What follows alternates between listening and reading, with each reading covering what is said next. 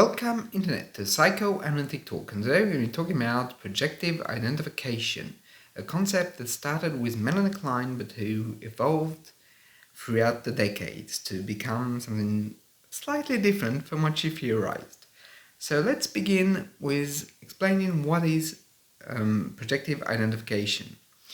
Well, very simply, for Melanie Klein, it is an unconscious fantasy in which the child, the infants, because they cannot tolerate the badness within themselves, the emotions of aggression, envy, and will to control, will not accept it and will project it into the mother, into her as a form of containment of these parts of himself that he cannot deal with or that it's too destructive.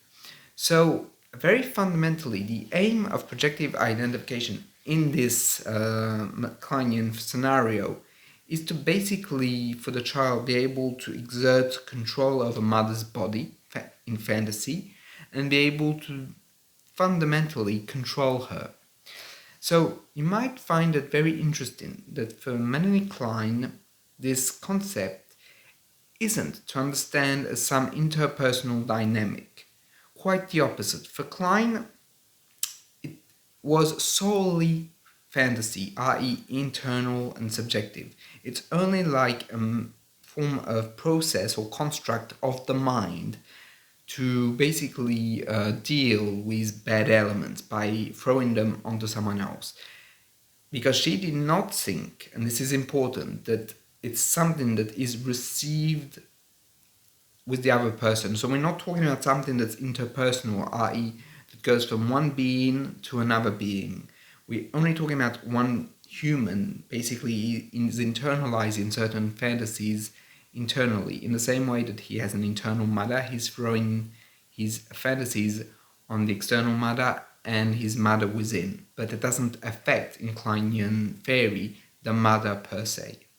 So the big break was with the theory of Bion, because Bion is going to take it to the interpersonal level, meaning that this theory of projective identification, Bion is going to say, yes, there is a fantasy element, but there's also an interpersonal, there's also a fundamental core dynamic that is at play in the relationship and is thrown within the relationship. Therefore, that in that process, the other individual, the one that is the receiver of projective identification, receives it, it becomes part of him. And what he says, and I think it's a very important addition to the theory, is that it has to be then transformed by the person that is the recipient of it, that they receive it, they have it, and then they have to detoxify it, in a way make it transformed so that the individual can reprocess it.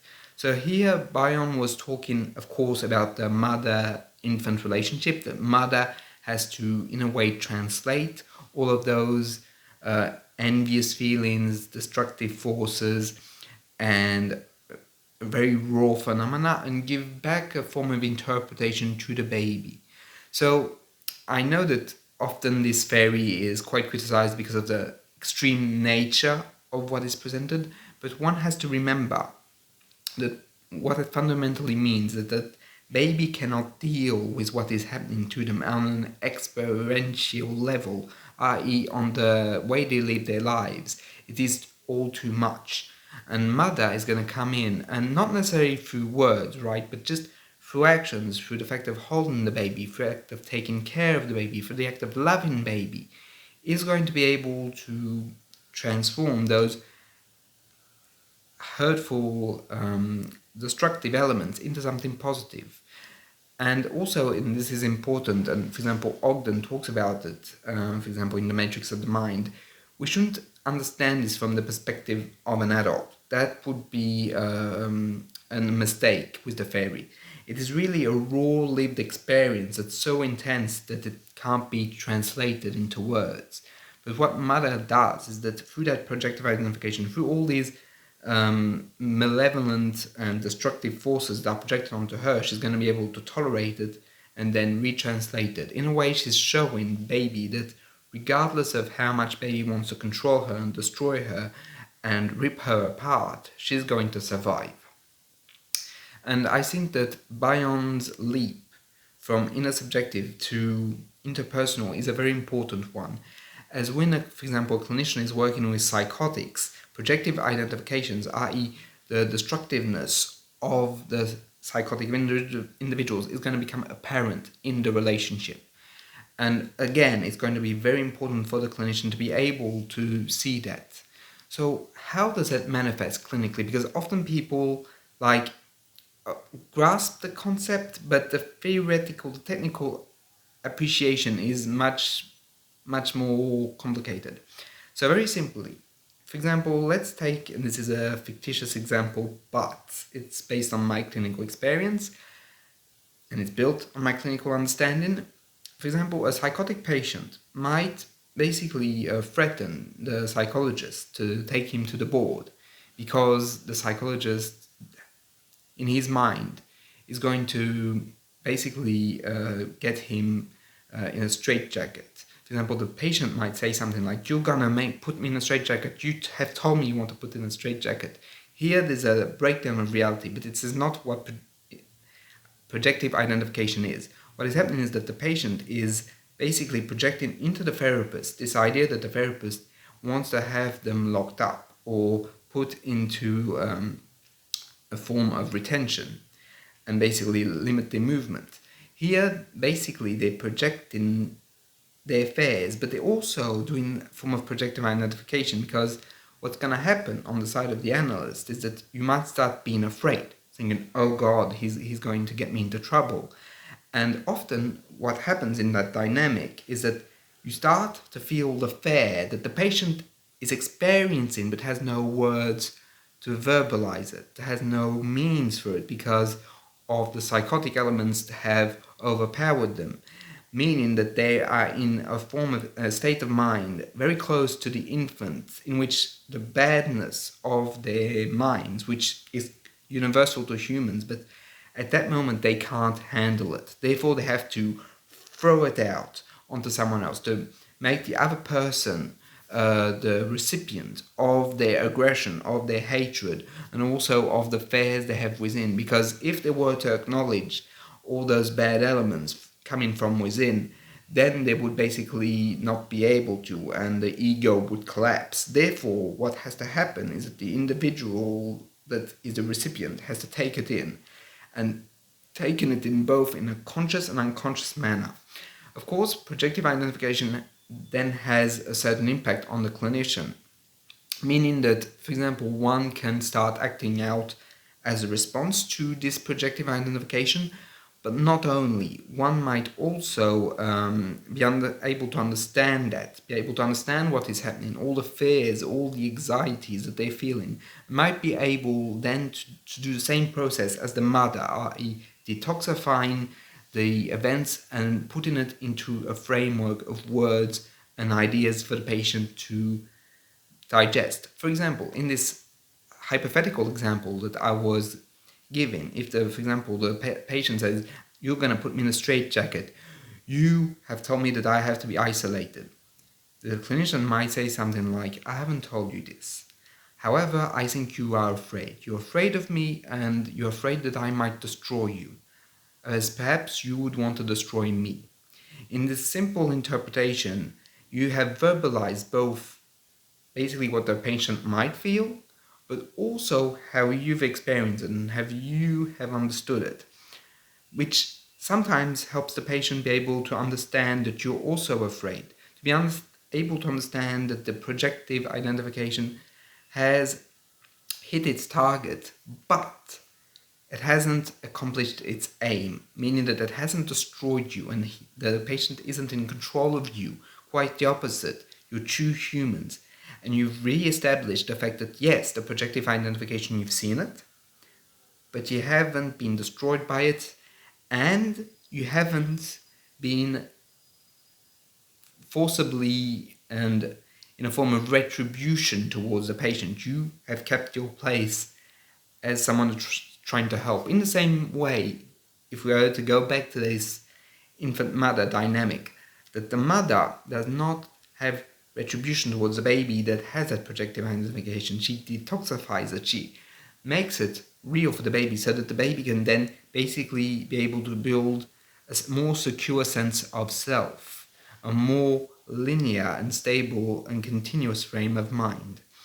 Of course, and this is important, the example that I have given does not work 100% of the time. Some patients are beyond this interpersonal dynamic and might need different types of interventions. It's not to say that it's a miracle cure, right? It isn't. But it's one of the things, for example, a clinician could talk about and do about with the patient when there's those moments of severe persecution.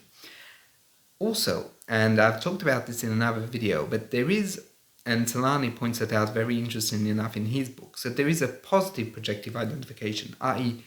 when the therapist, for example, feels positive feelings towards the patient of the patient is capable, the patient can do it. Therefore, they project the good elements that the therapist has towards the patient in the patient, and the patient can then identify with them and be able to assimilate them in a much more constructive way, i.e. the therapist can become the first positive mirror of the patient, which is a very interesting concept, and I'm only going to mention it here, but I did a whole video on that if you're interested. Also, and this is very important, projective identification, and you can see, has evolved tremendously. For example, a long time ago, when Klein first theorized it, for her, that, as I was saying earlier, that interpersonal dynamic wasn't part of the framework. And Don Carver even says that one of her analyzans came in and said he did projective identification, speaking about the patient. And she said, no, it's not the patient who's doing projective identification. You are projecting on the patient. So keep in mind that Klein was not at all convinced by this interpersonal dynamic, and she was not really very keen on countertransference.